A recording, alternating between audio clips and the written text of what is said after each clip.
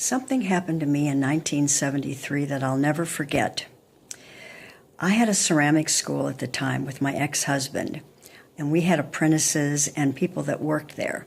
And one young woman was so vivacious and vibrant and always had nothing but good things to say about people. Came into the room that day, or came into the studio, and she was so down and depressed and looked gray. And I was very surprised by that because she was never like that any other day. And she proceeded to tell me a story of something that had just happened to her.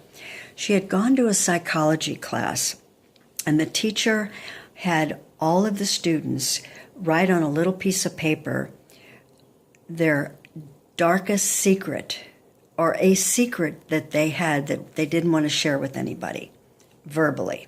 And so everyone wrote that down on the paper, and then they folded it up and threw it in the middle of the circle. Then they went around the room, and each person read somebody else's secret.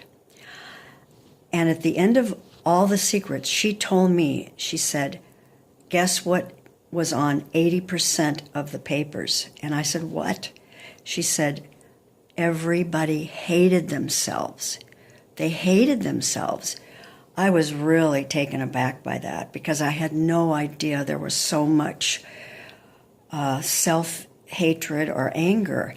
And then she turned to me and she said, "How do you feel about yourself, Kay?" Well, I'd never been asked that question in my whole life. I never had really actually thought about it. But that was the day that started me on a 10-year journey of discovering myself, trying to find out how I really felt about myself, and it was quite an adventure. When I was young, I grew up in an alcoholic family. It was filled with chaos and problems, and there wasn't a lot of love, hardly any affection at all. I felt pretty abandoned most of the time. Well, I ended up marrying this young man that I mentioned, my ex-husband, who was alcoholic. And for the next 10 years of my life, I spent a life with an alcoholic because that's all I had known when I grew up was the chaos that comes from an alcoholic home. And how I survived that 10 years was like this. I led a double life. I would be in the daytime when I was teaching. I would be vivacious and energetic and understanding and kind. And then at night when I'd go home, it was just pure misery because I was such a codependent, sick woman. And if you don't know what that word means, it's a person who is addicted to the substance abuser or another human being I was addicted to him as much as he was addicted to alcohol. And it was a very chaotic life for those the next 10 years. I never had the chance or the opportunity to even think about myself because I was so busy surviving and pretending that I was this person that I really wasn't. About 1979 or so, it had gotten to the place of such destruction, and it was extremely unhealthy, this relationship, that I reached my bottom. And it was after he had reached his, and I was seeking help. And I went into the National Council on Alcoholism, complaining about my ex, and that he had done. I was saying he did this, he did that, he, and this woman, this beautiful woman who was greeting me at the alcohol. At the office, stood up and just said, "Kay," and she was very stern, and she said, "I don't want to talk about him. I want to talk about you." And she said, don't you realize that if you were a healthy woman, you'd never be married to a man like this. You'd never be with someone like that.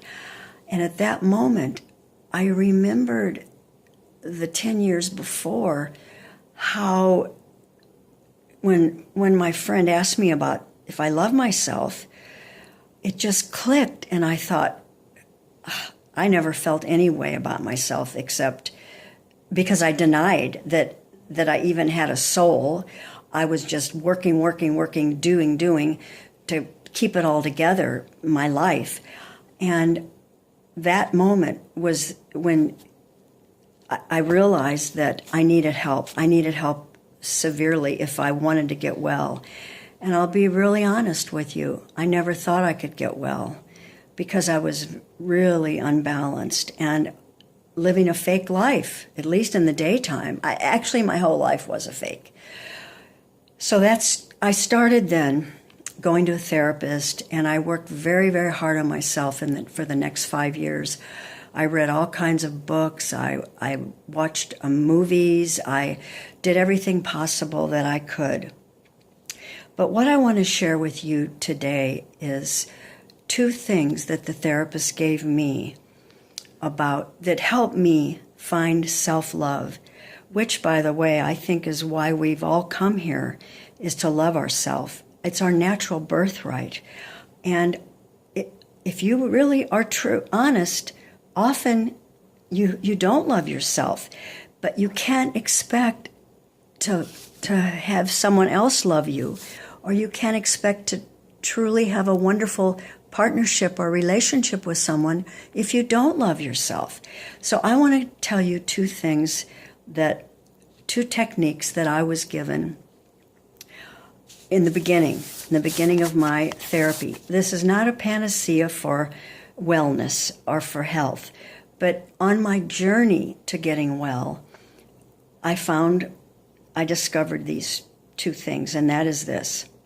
1, the therapist told me to take Epsom salts and put them in hot water or warm water and try to take a hot bath every day.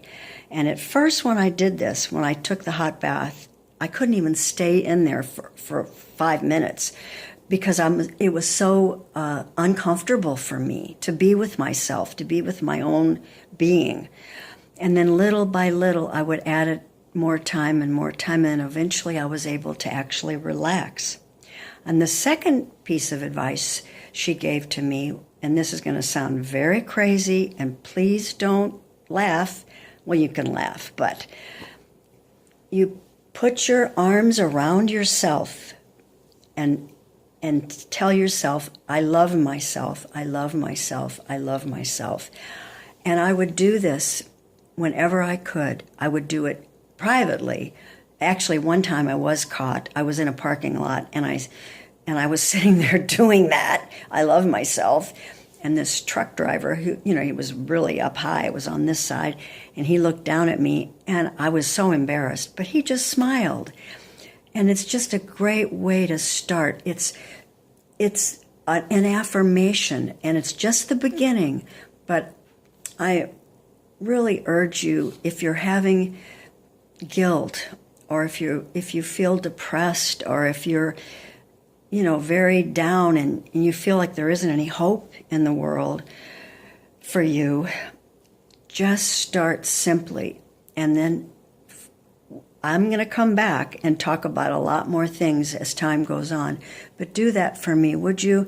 And if you're curious about how I made the transformation in my life from this dark place to this beautiful golden place where I've been happily married to a wonderful man for 30 years almost this year, and also I have a wonderful daughter. How did I go from this crazy, psychotic, sick world to a healthy one? Go to my website, kopit.com, and read articles that I've written, and my book. I have a book that I've written that's there. It Had to Happen This Way. You can get it on Amazon. And also, I did a documentary over 20 years ago telling this whole adventure of my transformation. It's called I Survived, One Woman's Journey of Self-Healing and Transformation. And I'd love to hear comments from you, and hopefully I can inspire some of you to change your life if you need to and if you want to. For today, I hope you have a blessed afternoon or evening, and take care.